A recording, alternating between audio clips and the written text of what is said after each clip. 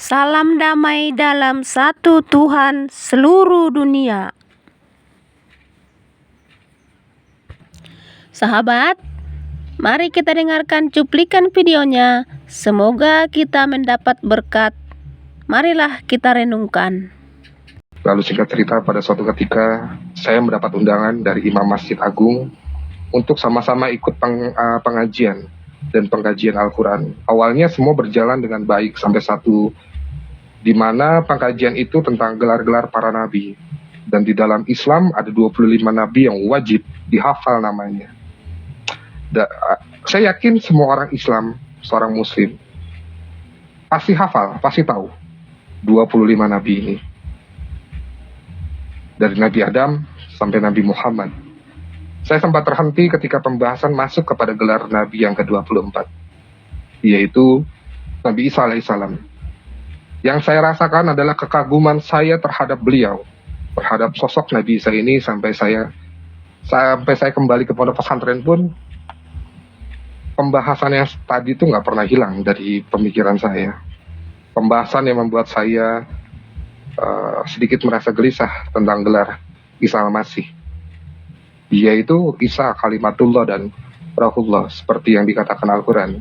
Saya pun mencoba kembali membuka Al-Quran, membuka kitab saya lagi, dan mencari tahu tentang ayat atau surat yang menceritakan tentang Nabi Isa. Dan sebelumnya saya ingin membagikan ayat Al-Quran ini, dan saya mohon kepada saudara teman-teman yang lain, ini adalah kesaksian pengalaman pribadi saya. Jadi saat saya menyampaikan ini karena pengalaman saya yang saya alami. Di dalam Al-Quran saya menemukan dalam surat ketiga, yaitu Ali Imran, di ayat yang ke-45. If qalatil malaikatu ya Maryamu inallaha yubashshiruki bima kalimatin ismuhul masihu Isa ibnu Maryam wajihah di dunia wal akhirati wa minal muqarrabin. Dan ingatlah pula ketika malaikat berkata, hai Maryam, sesungguhnya Allah menyampaikan berita gembira dengan kalimat yang datang daripadanya, namanya Al-Masih, Isa putra Maryam, seorang terkemuka di dunia dan di akhirat, dan termasuk orang-orang yang didekatkan kepada Allah. Dan saya pun tidak mampu menafsirkan sendiri pada waktu itu. Akhirnya saya mencoba mencari lagi jawaban-jawaban lewat Al-Quran yang saya dapati di dalam surat Maryam ayat yang ke-33, surat Ali Imran ayat yang 55, dan surat An-Nisa ayat 159, dan surat Yunus. Wassalamu alayya yauma wulidtu wa yauma amutu wa yauma ubhasyu hayya.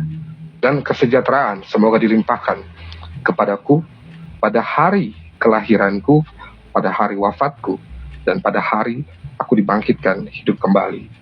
Ini Quran Maryam ayat 33. Ayat ini bagi saya pribadi menjelaskan tentang Isa al-Masih mati dan bangkit. Lalu di surat Ali Imran ayat yang ke-55 itu dikatakan, ingatlah ketika Allah berfirman, wahai Isa, aku mengambilmu dan mengangkatmu kepadaku, serta menyucikanmu dari orang-orang yang kafir, dan menjadikan orang-orang yang mengikutimu di atas orang-orang kafir hingga hari kiamat. Kemudian kepadaku engkau kembali, lalu aku beri keputusan tentang apa yang kamu perselisihkan. Bagi saya ayat ini menjelaskan saat Isa al-Masih naik ke atas surga. Lalu di dalam surat An-Nisa ayat 159, tidak ada seorang pun di antara ahli kitab yang tidak beriman kepadanya. Dalam tanda kurung Isa, menjelang kematiannya, dan pada hari kiamat dia, Isa, akan menjadi saksi mereka. Ayat ini menjelaskan Isa al-Masih yang akan datang di akhir zaman. Lalu di dalam Quran surat Yunus ayat 94, maka jika engkau dalam tanda kurung Muhammad berada dalam keraguan-raguan tentang apa yang kami turunkan kepadamu, maka tanyakanlah kepada orang yang membaca kitab sebelummu. Sungguh telah datang kebenaran kepadamu dari Tuhanmu, maka janganlah sekali-kali engkau termasuk orang yang ragu-ragu. Dari ayat tersebut membuat hati saya ini makin gelisah. ada guncangan hebat di hati saya. Saya merasa Isa ini bukan sekedar manusia biasa. Isa bukan sekedar nabi, karena hanya Isa yang diciptakan tidak melalui tulang rusuk, tidak melalui pembentukan tanah, dan tidak melalui hubungan biologi suami istri. Kita tahu siapa Maryam, seorang perawan yang tidak disentuh oleh laki-laki. Seperti apa yang dikatakan di dalam hadis yang diriwayatkan Anas ibnu Malik, Isa fa'innahu ruhullahi wa kalimatuhu. Isa itu roh Allah dan kalimatnya. Ini kitab 2002 Mutiara Hadis. Gelar Isa pun bukan hanya Rohullah dan kalimatuhu, tetapi juga al-haq yang artinya kebenaran, dan juga khalifatullah yang artinya pengganti Allah. Dengan demikian, khalifatullah berarti pengganti Allah di bumi, karena Isa nuzul datang ke bumi. Dan dari sinilah semakin membuat hati saya gelisah. Tapi saya belum mendapatkan jawaban yang memuaskan hati. Lalu pada tahun 2018 saya sudah bisa berkomunikasi kembali dengan keluarga. Karena sekitar 7 tahun kita ini kehilangan kontak. Mereka pun meminta saya untuk pulang dan menjanjikan saya pekerjaan di sana yang jauh lebih baik menurut mereka. Akhirnya pada bulan April 2018 saya kembali ke Depok. Saya selalu mempercayai setiap ibadah dan doa yang saya lakukan, tapi tidak ada satupun dijawab. Keingintahuan saya kepada Isa Al-Masih semakin besar, dan saya memutuskan dalam tanda kutip untuk beribadah ganda. Saya pernah mengintip kegiatan orang Kristen dalam gereja, karena yang saya tahu Tuhannya yang mereka sebut Yesus. Ada kemiripan tentang kisah Isa Al-Masih. Bedanya kami menganggapnya sebagai nabi, tapi orang Kristen menganggapnya Tuhan. Dan kami berpendapat bahwa yang disalibkan adalah pengkhianat. Di Al-Quran tidak dijelaskan siapa. Ataupun ya sebagai muslim ya kita tahu siapa yang disalibkan, itu Yudas. Tapi orang Kristen berpendapat yang disalibkan itu Isa Al-Masih. Sampai pada akhirnya saya dipergoki sama security gereja dan dicurigai ingin melakukan sesuatu yang nggak baik ya. Dan saya dibawa ke pos security untuk melakukan penggeledahan.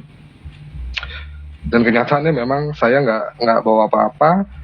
Saya hanya ingin melihat ibadah orang Kristen, dan saya juga takut kalau untuk masuk ke dalam gereja. Karena ada satu orang bapak-bapak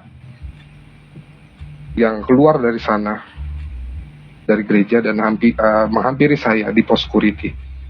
Dan saya mencoba menjelaskan apa yang terjadi. Akhirnya beliau pun mengerti. Saya nggak tahu dia ini pendeta atau bukan, saya nggak tahu. Di FB saya sengaja ikut grup Kristen, dan saya bertemu dengan seorang pendeta, dan beliau orang yang penuh kasih. Saat saya gabung di grup itu, saya jujur tentang agama saya kepada beliau, dan beliau juga menerima saya dengan baik. Di FB juga saya bertemu dengan hamba Tuhan Ibu Ningtyas Ayu.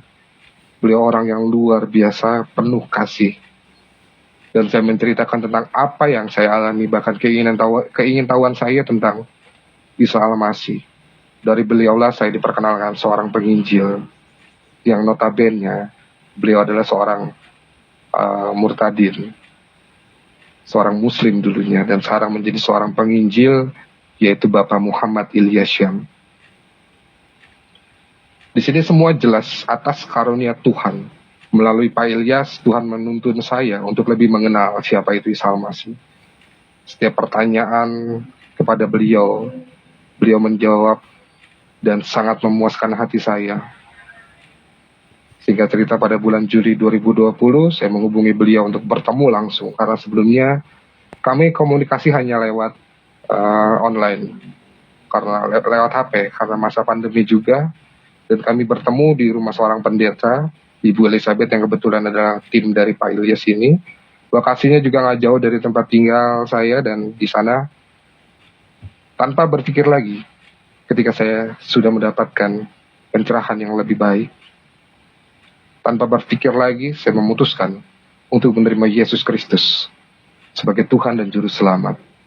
Karena dalam Al-Quran pun, yang seperti dijelaskan penginjil saya di dalam surat Az-Zukhruf ayat 63, itu dikatakan, dan ketika Isa datang membawa keterangan, dia berkata, sungguh aku datang kepadamu dengan membawa hikmah dan untuk menjelaskan kepadamu sebagian dari apa yang kamu perselisihkan, maka bertakwalah kepada Allah dan taatlah kepada aku. Dan di sini bukan cuma Allah yang dapat berbicara di dalam Al-Quran, tetapi Isa pun berbicara di sini. Dengan bimbingan beliau, saya dibantu agar Tuhan berkenan hadir di dalam hidup saya dan menerima pertobatan saya. Dan tanpa keraguan hati, saya merasakan kedamaian yang luar biasa. Tidak ada lagi yang namanya kecemasan, takut. Yang ada rasa bahagia yang luar biasa yang saya dapati pada malam itu. Lalu pertobatan saya ini sudah dibaca oleh Bapak dan keluarga saya, bahkan suatu ketika Alkitab yang saya dapat dari Pak Ilyas ketahuan oleh kakak pertama saya, dan akhirnya Bapak pun tahu. Saya pun hanya berpikir jika Tuhan mengizinkan semua ini terjadi, Tuhan yang akan melindungi saya, Tuhan yang akan memelihara saya. Karena saya tahu perkataan Bapak, jika ada dari keluarga saya, bahkan anak saya sendiri menjadi kafir atau murtad, saya sendiri akan membunuh. Saat peristiwa Alkitab itu ditemukan kakak saya, itu Bapak lagi ada di daerah Bandung, di kota Bandung, karena ada pekerjaan bersama temannya. Dan pada malam berikutnya Bapak telepon saya dan meminta saya untuk nggak pergi kemana-mana dulu sampai beliau pulang. Jadi sepintar mungkin saya cari alasan agar saya bisa keluar rumah. Akhirnya saya memutuskan tinggal bersama kakak pertama saya. Di rumah kakak saya ini saya bisa belajar Alkitab secara leluasa karena kakak dan suaminya jarang ada di rumah. Dan saya lebih banyak menghabiskan waktu sendiri di rumah. Keputusan saya ini bukanlah hal yang sia-sia. Tuhan menjamin keselamatan saya. Karena tidak ada seorang pun yang bisa menyelamatkan dirinya sendiri, kalau bukan karena pertolongan Tuhan. Sebaik apapun manusia dalam menjalankan amal ibadah, dalam menjamalkan amal baik, itu tidak cukup menjamin keselamatan untuk manusia. Karena agama tidak bisa menyelamatkan manusia. Bahkan agama Kristen pun tidak bisa menyelamatkan. Hanya satu pribadi yang mampu menyelamatkan. Bahkan keselamatan itu telah Ia sediakan bagi setiap orang yang mau meresponinya, mau percaya. Yesus Kristuslah yang mampu menjamin keselamatan kepada manusia tanpa ragu-ragu. Dan Ialah jalan keselamatan dan jalan yang lurus. Mereka pun terdiam dan agak sedikit merasa kurang nyaman ketika saya menyebutkan nama Tuhan Yesus. Dan saya menyadari itu, saya cuma bilang sama orang tua saya, nama Yesus itu dalam bahasa Yunani yang diarabkan adalah Isa. Dan dalam bahasa Ibrani adalah Yesua, beda bahasa tapi satu makna. Dan arti dari nama tersebut adalah Isa, artinya Mesias atau Juru Selamat. Dan Al-Masih artinya diurapi. Begitupun Yesus Kristus memiliki arti yang sama. Dan puji Tuhan,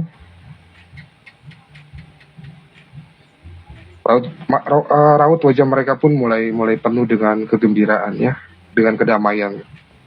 Malam itu kami bersyukur karena kami bisa menginap di rumah.